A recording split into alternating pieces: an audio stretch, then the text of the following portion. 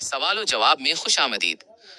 دلچسپ معلومات اور نئی ویڈیوز سے باخبر رہنے کے لیے چینل کو سبسکرائب کریں اور بیل آئیکن ضرور دبائیں تاکہ ہر نئی ویڈیو کا نوٹیفیکیشن آپ کو سب سے پہلے ملے۔ کرسی پر نماز کا طریقہ اور شرعی رخصت۔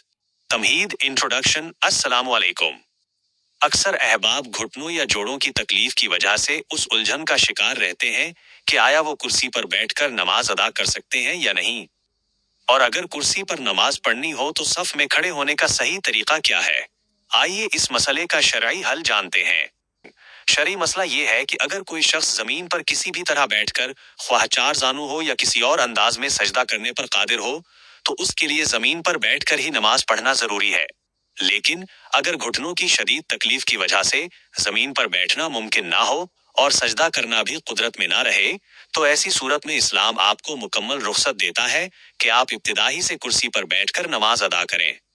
اس صورت میں قیام یعنی کھڑے ہونا بھی ضروری نہیں رہتا۔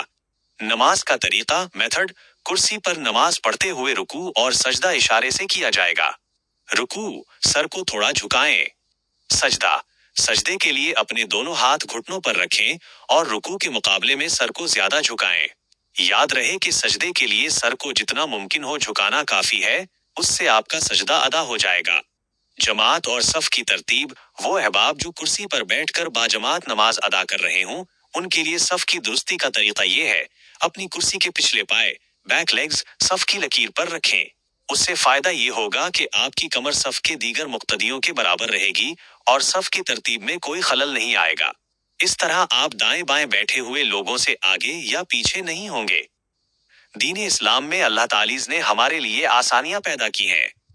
اگر عذر موجود ہو تو ان رخصتوں سے فائدہ اٹھائیں اور دلجمی کے ساتھ اپنی عبادت جاری رکھیں۔